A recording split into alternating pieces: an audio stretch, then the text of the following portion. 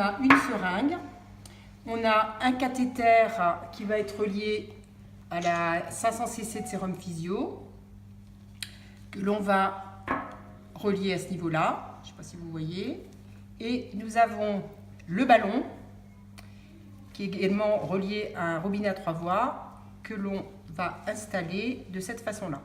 On commence, on va d'abord donner le cathéter pour être relié au 500 cc de NaCl et nous allons purger la tubulure pour éviter de mettre de l'air dans le ballon.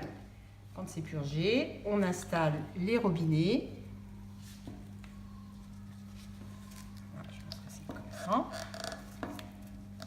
Donc vous avez la seringue, là la valve anti-reflux et le ballon que l'on va introduire dans la cavité utérine.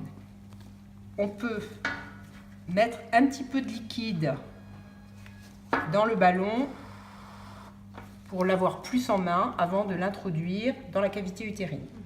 Quand vous êtes dans le fond de la cavité, vous le maintenez et c'est la sage-femme qui va gonfler le ballonnet.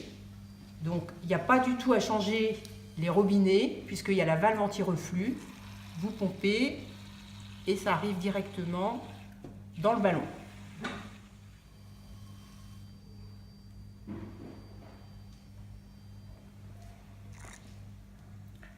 On peut vérifier, enfin c'est même conseillé de vérifier à l'échographie la bonne position du ballonnet qui sera gonflé au maximum à 500 cc.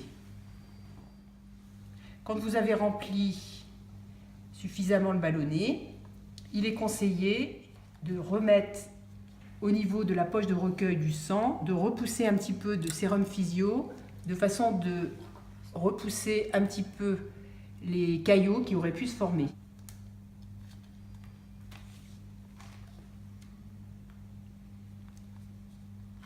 Une fois le ballonnet en place, on peut mettre quelques compresses dans le vagin, mouillées de bétadine. Merci docteur. C'est à le mettre, hein.